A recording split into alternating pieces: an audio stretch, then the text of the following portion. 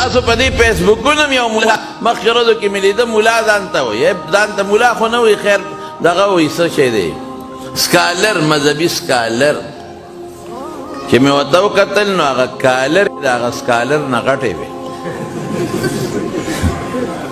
Collar د scholar نه غټې وي مې دا کالر ته دې ګورو د سکالر ته دې ګوره انګریزي لباس او دا ټی یې دلته اچولې وه نو مې د خر لکې شا تاویدان دی او ستا مخې تاویدان دی تا او خر کې څه فرق دی د نه ښه دی په لکې خو یې عورت پټ دی که نه خدای دې بې خوباسه نو تا دلته شی ویدان کړی ہم ملا پسے لگ گیا بخاری میں یہ حدیث موضوعی ہے میں اس سو کم در رسیدے نشم چوس پہ درے سو کم در کڑے وے او دا تمہیں ویلے وے چے خدای دے تباکا و خیر ماتا کم دے موضوعی اے قرآن کے ساتھ منافی قرآن سے خدای دے بے خباس نہ پوئے گے نو ولے احادیث باندې اعتراض نہ کہ اگر تم دغه سے لسپین اللہ شل کسان ناستو غیب و تہاں ہوں کو سبحان اللہ بے وطن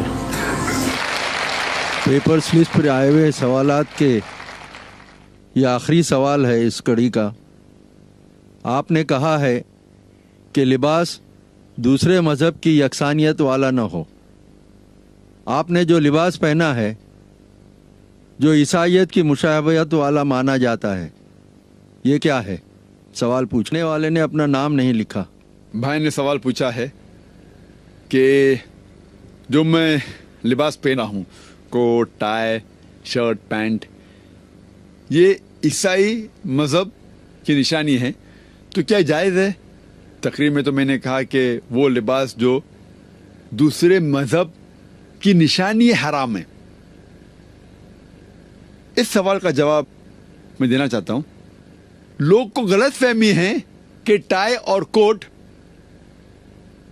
ईसाई मज़हब की निशानी है।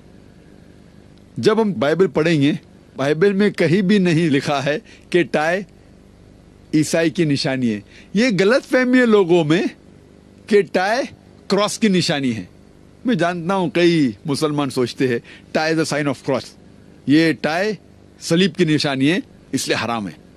अगर हम तहकीक करते हैं अकॉर्डिंग टू एनसाइक्लोपीडिया ब्रिटानिका, उसमें लिखा हुआ है ये टाई सबसे पहली बार पहना गया था in Bosnia to keep the garments on the body. ये बोस्निया का एक कल्चरल ड्रेस था, शुरू उधर like a boat tie started they. और बोस्निया में कौन लोग रहते? बोस्निया में मुसलमान रहते, वहां से शुरू हुआ और फिर फैला। ये टाई ईसाईयत की निशानी है ही नहीं।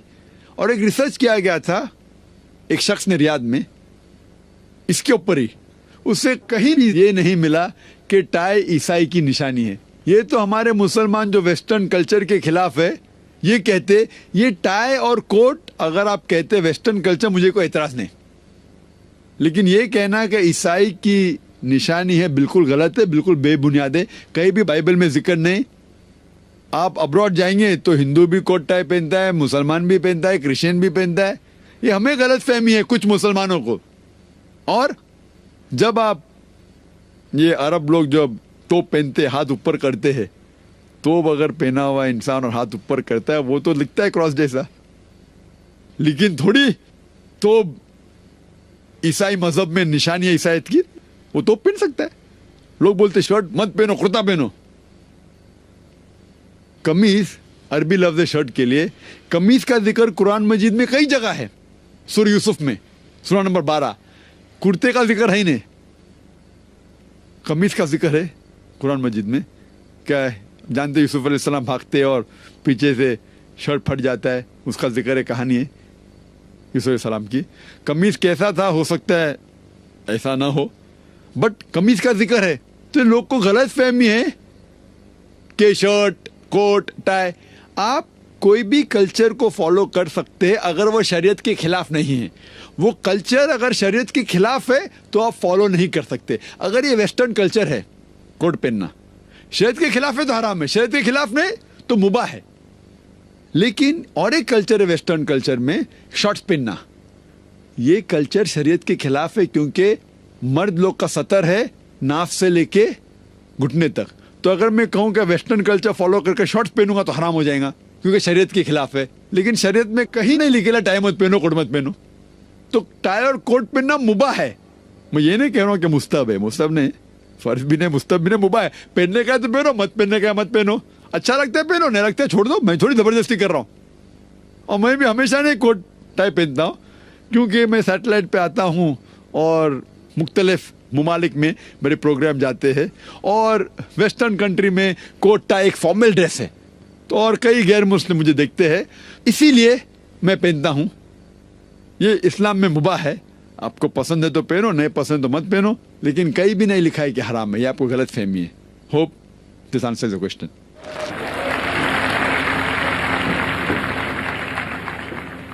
आप मुस्लिम भाई हों तो सवाल कर सकते हैं। सलाम वालेकुम जाकिर भाई, मेरा नाम तुषार शाह है। मैं जैन गुजराती हूँ सर। मैं सिविल इंजीनियर हूँ, कॉमर्स ग्रेजुएट हूँ और एमबीए की डिग्री होल्ड करता हूँ। तब से आपका फ़ैन हुआ तकरीबन 5 साल पहले। उसके बाद मुझे आपसे ज़्यादा जानकारी कैसी मिले ये मैं खोज रहा था, तो मुझे क्यू टीवी के बारे में पता चला और मैं आपको क्यू टीवी पे देखना चालू कर दिया सर। उसके एक भी उनका प्रिंसिपल मुझे लॉजिकली एक्सेप्ट नहीं हो रहा है सर। ऑन द कॉन्ट्ररी, इस्लाम के जितने भी प्रिंसिपल मुझे मालूम पड़े, जो कि आपके थ्रू मालूम पड़े, 99.99% एक्सेप्ट हो रहे हैं, वो भी लॉजिकली सर। तो यहाँ दूसरी बात ऐसी हो रही है कि पीस टीवी के बारे में मैं थोड़ा आपकी परमिशन से बात करना चाहूँगा। मेरी एक रिक्वेस्ट है आपसे, कैन आई टॉक सर? सवाल थोड़ा मुख्तसर करें। हाँ जी मुख्तसर जी, ये नहीं, असल में क्या है, बहुत सारे भाई कतार में खड़े हुए हैं, बहनें भी हैं, सबको मौका दीजिए जाकिर साहब को सुनने का।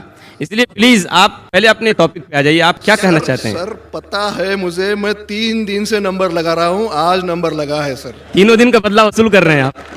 जी नहीं सर, मुझे कुछ पीस टीवी के बारे में बात करना है, मुझे बात करने का मौका दिया जाए। सर ऐसा हुआ है कि पीस टीवी से मुसलमान लोगों को तो बहुत फ़ायदा होता नज़र आ रहा है, लेकिन उससे कहीं ज़्यादा फ़ायदा इस्लाम के बगैर जो मज़हब है उनको होता नज़र आ रहा है सर। इसका कारण मुझे जो ध्यान में आ रहा है ये है कि इस टीवी थ्रू बगैर इस्लामी मज़हब की जो किताबें हैं उस पर रोशनी डाली जा रही है सर, और उन लोगों को ये मालूमात मिल रही है कि उनके बुनियादी वसूल क्या है, उनके प्रिंसिपल्स क्या है। और आज जो नॉन मुस्लिम लोग हैं उनमें एक हिम्मत आ रही है कि वो उनके सो कॉल्ड धर्मगुरु को सवाल पूछने की ताकत रख रहे हैं कि जो कुछ हम सुन रहे हैं ये सही है क्या, ये पूछने की हिम्मत आ रही है सर। और ये हिम्मत थोड़े दिन में बहुत बढ़ जाएंगी सर, इसे रोकना आप मुश्किल है। अब यहाँ पर प्रॉब्लम ये आती है कि पूना में एक एरिया में पीस टीवी पूरी तरह से बंद हो चुका है। ये मेरी कंप्लेंट है सर। ये हम जो एरिया में रहते हैं वहाँ पीस टीवी काफ़ी महीनों से बंद है।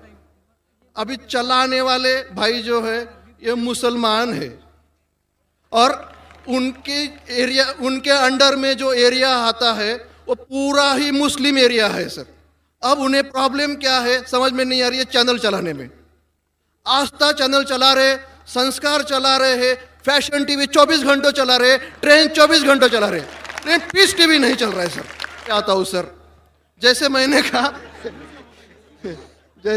कहा कि जैन लोगों का एक भी प्रिंसिपल लॉजिकली मेरे समझ के बाहर है, और इस्लाम के जितने प्रिंसिपल मैंने सुने हैं 99% प्रिंसिपल्स मुझे लॉजिकली एक्सेप्ट है सर। जो एक प्रिंसिपल में थोड़ी गड़बड़ाहट है वो मैं आपसे पूछने जा रहा हूँ सर। अगर मेरे से कोई गलती हुई तो प्लीज़ संभाल लेना सर मुझे। तो मेरा ये है कि every human being is born with free will and we are, I am right sir? Correct. तो सर अगर जब फ्री विल का जो प्रिंट करने वाले हैं ये अल्लाह को पता है, ये एंड रिजल्ट अल्लाह को पता है, ऐसा मुझे लग रहा है। बिल्कुल सही। बिल्कुल सही।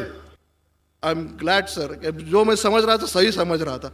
अब यहाँ बात ये आ रही है कि सर अगर वर्ल्ड कप क्रिकेट का रिजल्ट मुझे अगर फाइनल रिजल्ट मालूम है तो पूरा वर्ल्ड कप मुझे देखने की जरूरत क्या है? वेरी गुड, बहुत अच्छा सवाल।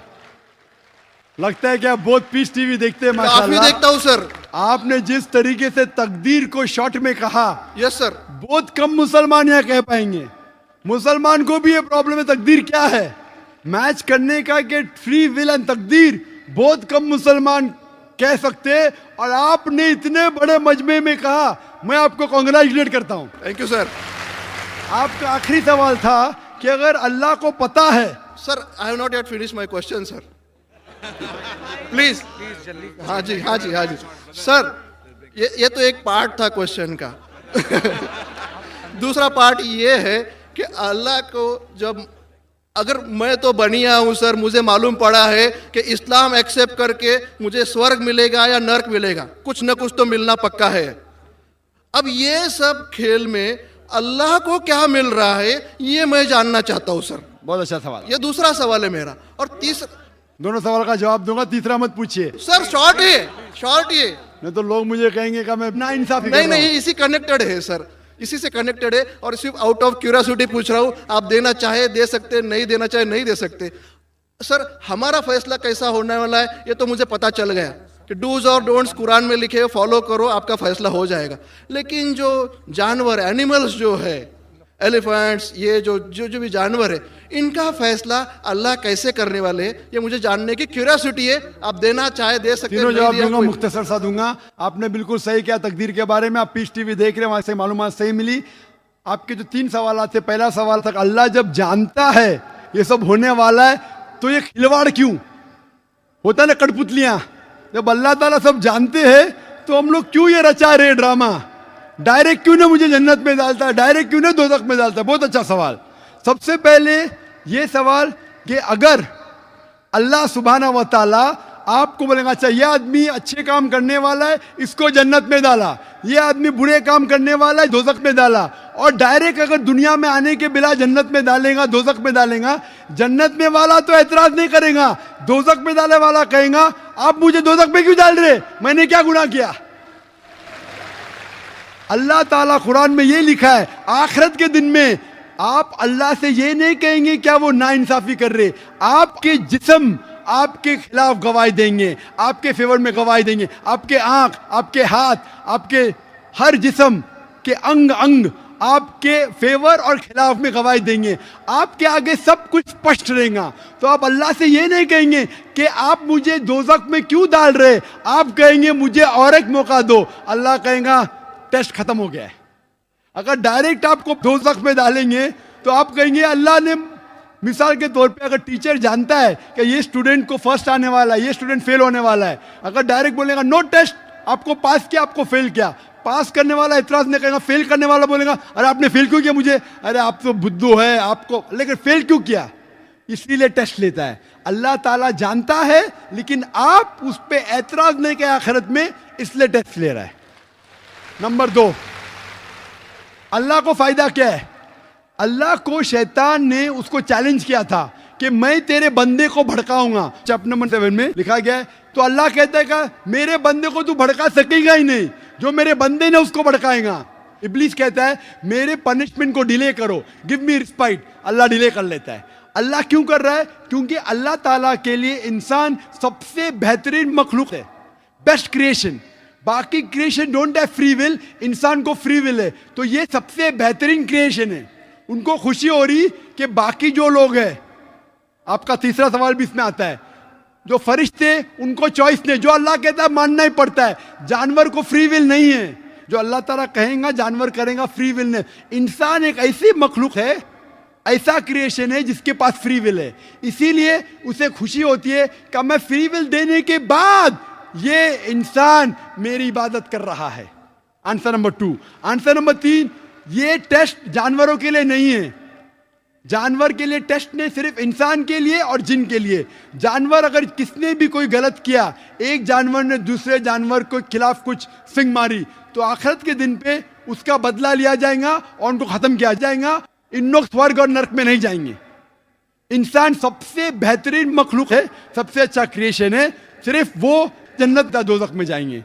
और सवाल के पहले जो आपने पूछा था कि वो मुस्लिम ऑपरेटर पीस टीवी नहीं दिखा रहा है, हम क्या करें? आप बिल्कुल सही कह रहे हैं कि मुसलमान से ज्यादा गैर मुसलमान को फायदा हो रहा है, इसलिए वो मुसलमान टेलीविजन नहीं दिखा रहा है।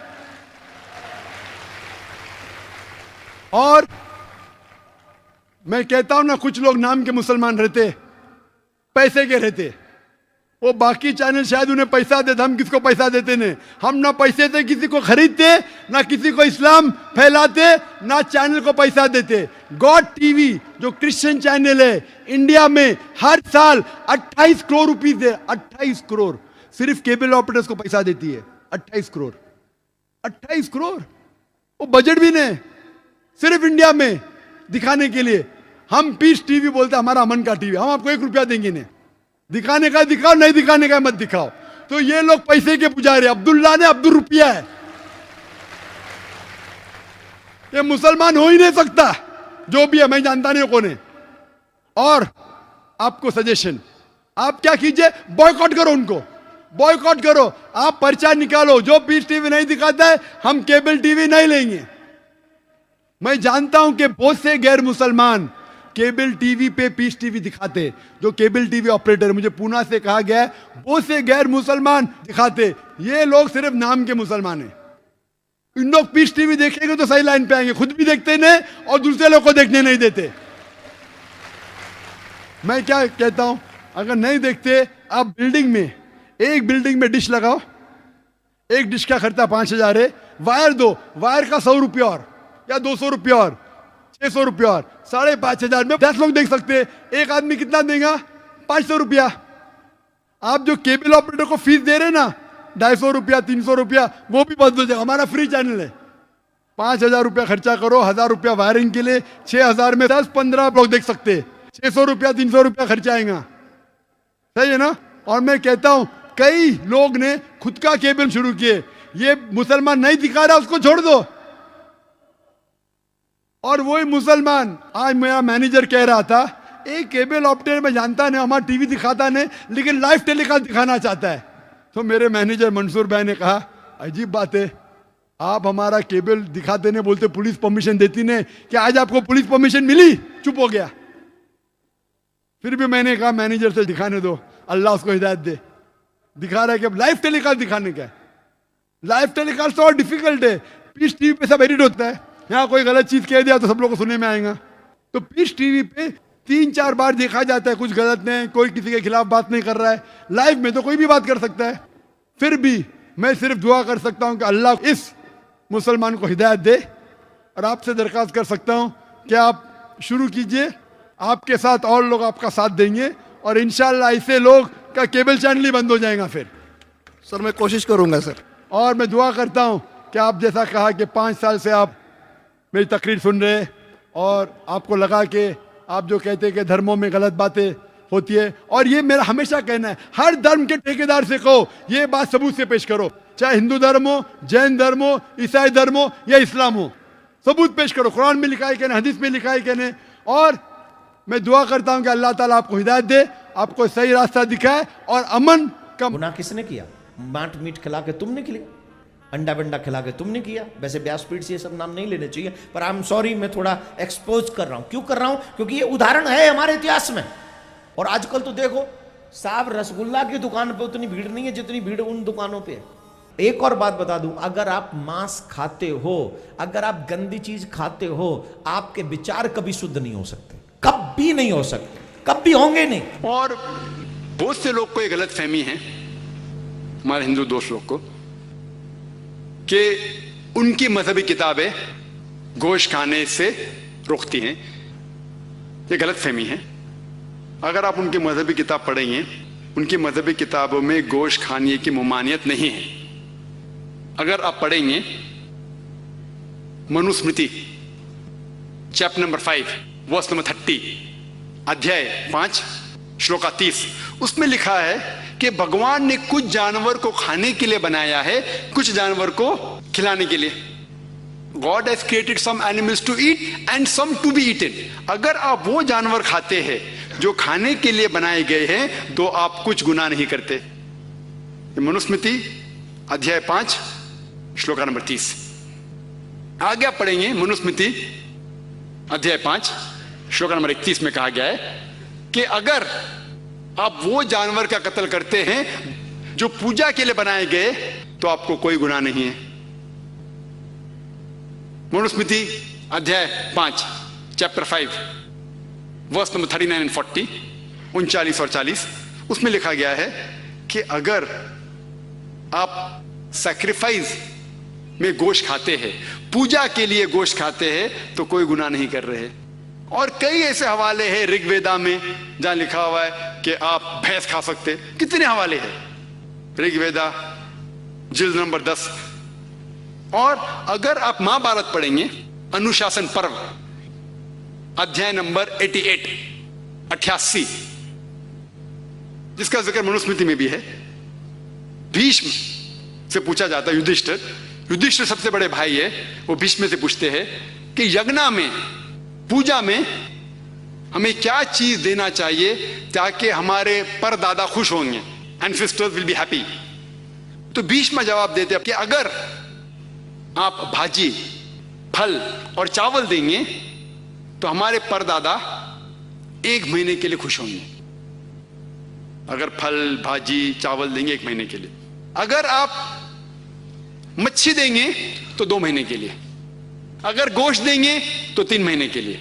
अगर खरगोश देंगे तो 4 महीने के लिए। अगर बकरी देंगे तो 5 महीने के लिए। अगर सुअर देंगे तो 6 महीने के लिए। अगर परिंदा देंगे तो 7 महीने के लिए। हिरन देंगे तो 8 महीने के लिए। ये मेन्यू है, पूरा लंबा है।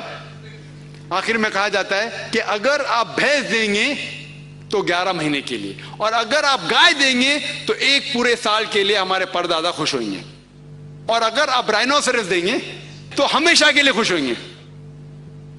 तो अगर आप हिंदू मजहबी किताब पढ़ते हैं तो इससे यह मालूम पड़ता है कि हिंदू मजहबी किताब के अंदर भी गोश्त खाने की मुमानियत नहीं है। किताब का हवाला दे दिया। अबे यार, हिंदुओं की किताबें भी रटी हुई हैं, ईसाइयों की भी रटी हुई हैं, पारसियों की भी रटी हुई हैं, सफ़े नंबर भी रटे हुए हैं उनके। क्या हावजा है भाई, पता नहीं, चेक करवाना चाहिए कोई अंदर। मैंने पूछा था डॉक्टर साहब से, मेरी मुलाकात हुई, मैंने कहा कोई खैरियत, कोई क्या। को कंसंट्रेट करने के लिए मूर्ति की जरूरत पड़ती है। जब जहन मैच्योर हो जाए तब मूर्ति की जरूरत नहीं। भाई ने सवाल पूछा था कि हम जानते हैं हिंदू धार्मिक किताबों में लिखा है कि मूर्ति पूजा हराम है, मना है, लेकिन क्योंकि कंसंट्रेशन के लिए पहले पहले हम मूर्ति का सहारा लेते हैं, बाद में जब हम मैच्योर हो जाते तो जरूरत नहीं। अगर मान लो जो आप कह रहे सही है कि पहले पहले इनिशियल स्टेज में आपको जरूरत है मूर्ति की इबादत करने के लिए, बाद में जब मैच्योर हो जाएंगे तो जरूरत नहीं, तो मैं ये कहना चाहता हूं कि हम मुसलमान ऑलरेडी मैच्योर हो चुके हैं, हमको मूर्ति की जरूरत नहीं इबादत करने के लिए। और एक वक्त, एक समय, एक पंडित मुझसे बहस कर रहे थे और कह रहे थे यही चीज कि मैं जानता हूं कि मूर्ति पूजा हराम है, गलत है, लेकिन कंसंट्रेट करने के लिए जरूरत पड़ती। मिसाल दी उनने कि जब एक छोटा बच्चा पूछता है ये थंडर क्यों है, बादल क्यों गड़गड़ाते हैं, ये जब थंडर सुनते ना, ये आसमान से आवाज जो आती है गड़गड़ाहट की, क्या है ये? तो पंडित कहने लगा हम कहते हैं बच्चे से, क्योंकि वो नहीं समझ पाता है, कि आए मां चक्की पीसती है। आसमान में आई मां, नानी चक्की पीस रही है, क्योंकि बच्चा है, क्या समझेगा। तो मैंने उससे कहा कि आप तो ये जवाब दे सकते हैं, लेकिन मैं ये जवाब नहीं दे सकता हूं, क्योंकि मैं अगर मेरे बेटे से कहूंगा कि ये ठंडर जो है ठंडर है इसीलिए क्योंकि आई मां चक्की पीसती है, और जब वो स्कूल में जाएगा और चंद साल बाद ये सीखेगा कि thundering is due to sudden expansion of the rapidly heated air, उसके वजह से ये थंडर है, तो वो सोचने लगेगा कि टीचर गलत बोल रही है। जब उसे पता लगेगा टीचर सही बोल रही है, फिर बोलेगा मेरा पिता झूठ बोल रहे थे।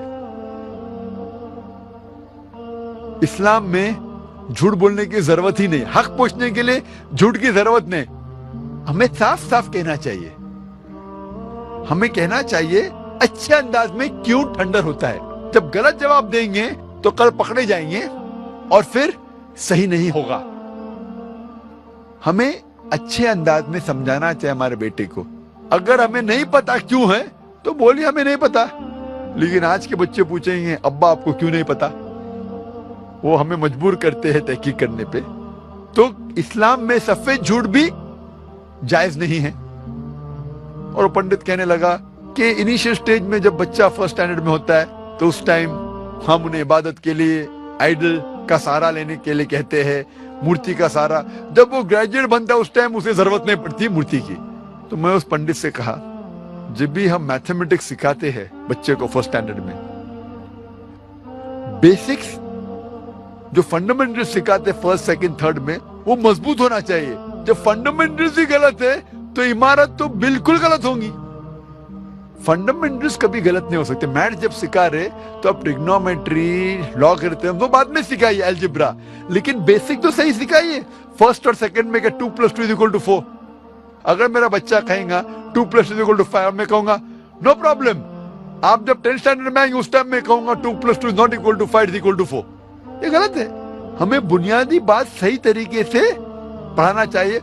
और वेद में बुनियादी बात है कि ईश्वर, खुदा का कोई भी प्रतिमा नहीं है, कोई भी आइडल नहीं है, कोई भी इमेज नहीं है।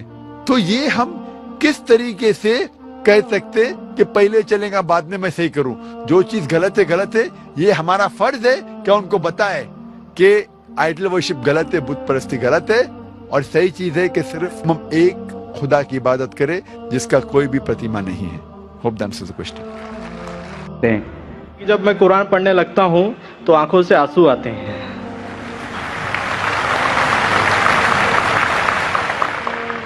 क्योंकि एक चीज जो है सच है और सच के सिवाय मुझे कुछ दिखता नहीं है उसमें। हालांकि मैंने सभी धर्मों का अपने हिसाब से अध्ययन किया है, पढ़ाई की है, और सिकंदर भाई जो ज़रिया है मेरे लिए उनकी तरफ से, तो उन्होंने मुझे बहुत सारा ज्ञान दिया है और आपके ज़रिए से भी बहुत मुझे ज्ञान मिला है। तो आज मैं यहाँ पे एक दरख्वास्त कर रहा हूँ आपसे कि मैं इस्लाम कबूल करना चाहता हूँ।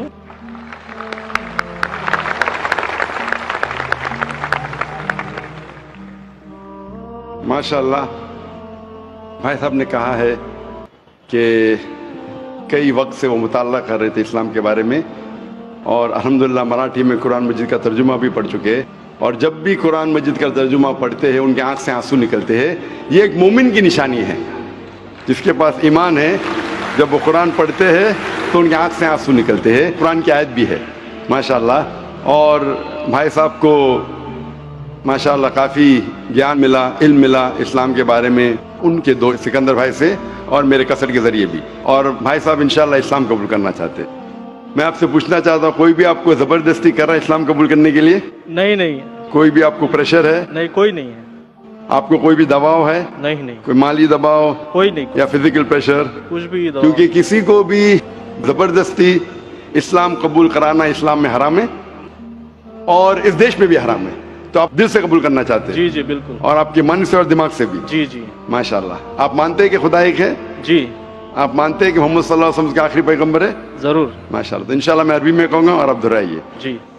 अशहदु अल्लाह इलाहा इल्लल्लाह व अशहदु अन्ना मुहम्मदन अब्दुहु व रसूलुहु।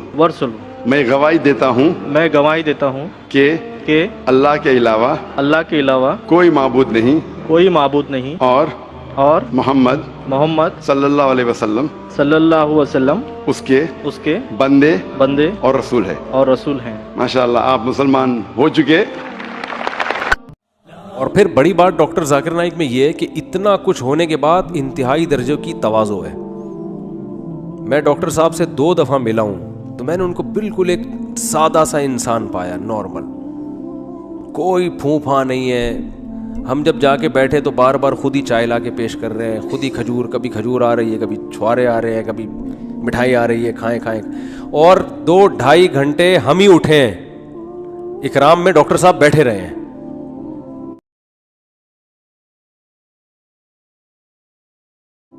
हालांकि बहुत मसरूफ़ आदमी है।